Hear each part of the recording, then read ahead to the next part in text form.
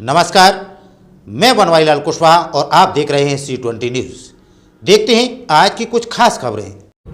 नमस्कार दोस्तों, आज हम हैं शिकावाद और उत्तर प्रदेश की राजनीति हो और शिकावाद की या फिरोजाबाद की बात न हो तो ऐसा नहीं हो सकता। हमारे साथ ऐसी शख्सियत मौजूद हैं जो कि ज़िला क्या शिकावाद क्या पूरे उत्तर प्रदेश में उनका नाम है।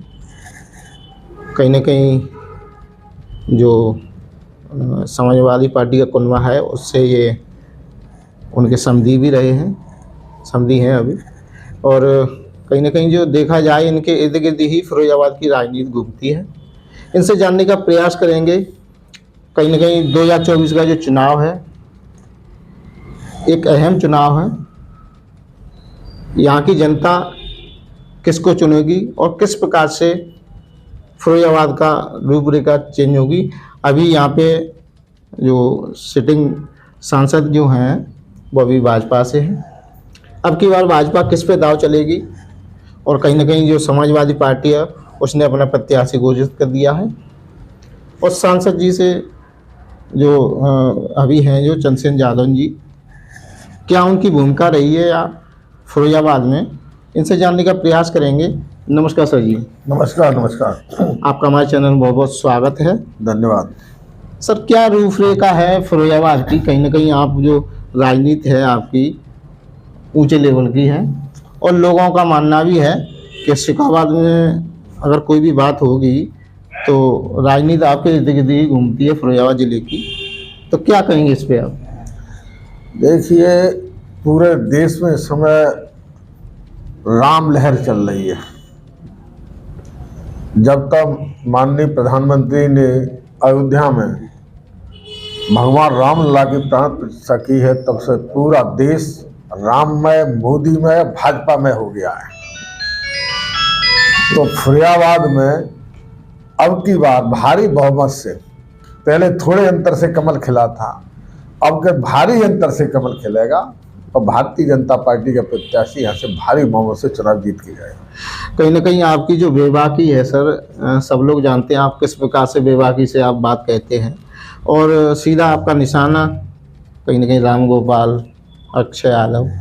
तो अब की बार भाजपा किस पे यहाँ दाव चलने वाली है? कहीं ना कहीं सुगुआट ये भी है कि आपको टिकट मिलने वाला है फिरोजाबाद से। तो उस पे आप क्या? भारतीय जनता पार्टी बड़ा दल है, जिसकी सबसे बड़ी पार्टी है। अब वो जिसे भी चुनाव लड़ाएगी हम लोग मिलकर उससे लड़ाएंगे। अगर चुनाव लड़ाएगी तो पार्टी अगर हमसे कहती है, हमें निर्देश देती है, तो पार्टी का निर्देश मानने के लिए हम लोग तैयार हैं और चुनाव लड़ने के लिए भी तैयार हैं। और अगर हम लड़े चुनाव तो ये निश्चित है कि 2 लाख से समाजवादी पार्टी का प्रत्याशी यहाँ से चुनाव हार के जाएगा। कहीं ना कहीं जो भाजपा का जो वोट बैंक है और वो भी चाह रहा है कि प्रत्याशी घोषणा जल्द हो जाए और सपा ने तो घोषणा कर ही दी है। और जैसा कि देखा जाए भाजपा का जो नियम है वो तुरंत ही घोषणा करती है प्रत्याशी की एन वक्त पे। तो उस पर आप क्या कहना चाहेंगे? देखिए, भारतीय जनता पार्टी बड़ी पार्टी है, बड़ा दल है। यहाँ कोई एक आदमी मालिक नहीं है जो चाहे जब घोषणा कर दे। यहाँ तो एक परिवार की पार्टी है। समाजवादी पार्टी सिर्फ एक परिवार की पार्टी, अपने परिवार के प्रत्याशी घोषित करती है। बाकी तो यहाँ भारतीय जनता पार्टी तो पूरे जन समुदाय की पार्टी है। यहाँ मंथन होता है, चिंतन होता है, सारे लोगों को नीचे से ऊपर लेके फीडबैक दिया जाता है और जो जीतने वाला प्रत्याशी होगा उसे भारतीय जनता पार्टी प्रत्याशी बनाएगी जो यहाँ से भारी बहुमत से चुनाव जीते। जैसा कि देखा जाए तो अभी जो अक्षय यादव जी मेहनत भी कर रहे हैं और घूम रहे हैं फील्ड में, तो क्या अब की बार आपने कह दिया 2 लाख वोटों से हार के जाएंगे। और कहीं ना कहीं पहले जो गठबंधन से चुनाव हुआ था सपा बसपा का, बसपा ने 2 टूक कह दिया कि हम इंडिया गठबंधन में नहीं जाएंगे। तो क्या उस पर क्या कहना चाहेंगे आप? देखिए, हमने तो पहले भी रैली की थी 19 के चुनाव में जी, और चुनाव से पहले घोषणा कर दी थी। हमके समाजवादी पार्टी 5 सीट से ज़्यादा नहीं जीतेगी और 5 ही जीते। और ये भी कह दिया था कि गठबंधन चलेगा ना, 23 को निर्वाचन की घोषणा होगी और 24 को बहन जी लात मार के चली जाएंगी, और वही हुआ। यही 22 में मैंने कह दिया था, सारे प्रदेश के लोग, खासकर हमारा समाज चिल्ला रहा था कि अखिलेश मुख्यमंत्री, पहले ही कह दिया था अखिलेश जीवन मुख्यमंत्री नहीं बनेंगे, और समाजवादी पार्टी अगर जीतेगी, अगर अकेले लड़ेंगे अखिलेश जी तो 70-80 सीटें, गठबंधन से लड़ेंगे तो 100 से ऊपर चले जाएंगे, 110 तक पहुंचेगा, वही हुआ। और जो प्रत्याशी इनकी आप नाम ले रहे हैं, चर्चा कर रहे हैं, उससे जनता बुरी तरह नाराज है। 5 साल उन्होंने दिखाई नहीं दिया, न जनता के बीच रहे, न जनता के सुख दुख में रहे। केवल चुनाव जब आता है तब बाप बेटे दोनों यहाँ चुनाव में आ जाते, जनता को ठगने के लिए, जनता को मूर्ख बनाने के लिए और उनका वोट लेने के लिए। अब मैं कहना चाहता हूँ कि उत्तर प्रदेश का यादव मूर्ख है। चुनाव लड़ेंगे परिवार के लोग और वोट देगा पूरा उत्तर प्रदेश का यादव समाज, समाजवादी पार्टी को, तो अब नहीं देगा। अब यादव समझदार हो गया। अब यादव करने वाला भगवान में आस्था है और भगवान राम और भगवान कृष्ण को मानता है यदुवंशी। तो माननीय मोदी जी ने रामलला की प्रतिष्ठा की है, तो अब सारे हिंदू समाज का, यादव नहीं सारे हिंदू समाज का मत है कि ये पार्टी सनातनियों की पार्टी है, सनातन धर्म को मानने वाली है और भगवान में आस्था रखने वाली पार्टी है, राम राज्य को लाने वाली पार्टी है, राम राज्य की कल्पना करने वाली पार्टी है। तो पूरा हिंदू समाज एकजुट होकर अब कर भारतीय जनता पार्टी को, पूरे देश का हिंदू समाज वोट करेगा और तीसरी बार से देश का माननीय मोदी जी को प्रधानमंत्री बनाने का प्रण यहाँ की जनता ने कर लिया। अच्छा, देखा जाए तो आपने अभी कहा जैसे कि समाजवादी पार्टी 4 या 5 सीटों पर ही सिमट के रह जाएगी आगामी 2024 के चुनाव में। 24 में तो एक भी नहीं आने लगी। अच्छा, ये तो मैंने 19 में कहा था 5 सीटें आएंगी गठबंधन में। अब की तो सिंगल सीट इनको नहीं मिलेगी। 80 की 80 भारतीय जनता पार्टी जीतेगी। अच्छा, उत्तर प्रदेश से जो 80 सीटें हैं वो सारी की सारी हाँ भारतीय जनता पार्टी। अच्छा, और बेंजी का जो स्टैंड है उस पर आप क्या कहेंगे? अगर बीएसपी कहीं ना कहीं अगर इंडिया गठबंधन में चली गई तो उस पर तो कोई फर्क नहीं पड़ता। पहले भी देखिए इंडिया गठबंधन यहाँ है ही, इंडिया 2 ही वोट है यहाँ।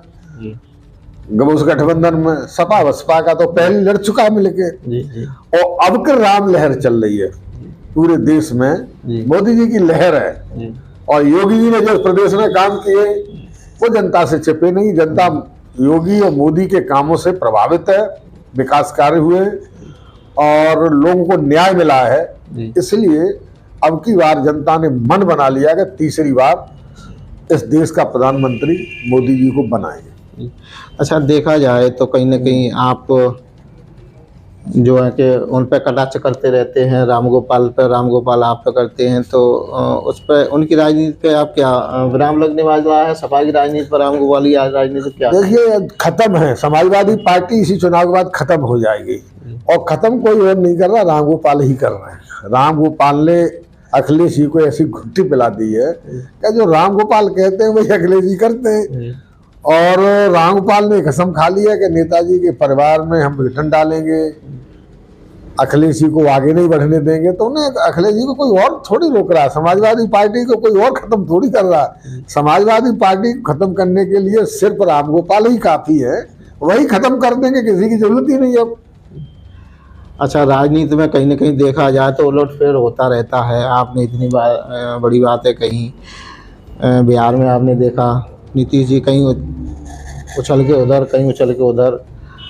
तो ऐसा नहीं लगता कहीं ना कहीं अगर सपा लौट के आई या कुछ भी हो सकता है तो आपको भी सपा में कहीं जाना पड़ जाए?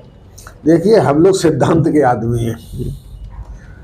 पहले तो हमारा ये लक्ष्य था कि हम पूरा जीवन समाजवादी पार्टी में खपाएंगे और उसी झंडे में लिपट के जाएंगे। लेकिन पार्टी ने जो हमें अपमानित किया, समाज के लोगों को अपमानित किया, और मैं समझता हूँ नेताजी के साथ रहने वाले सभी नेताओं को अपमानित किया समाजवादी पार्टी के नेता अखिलेश जी ने और रामगोपाल ने।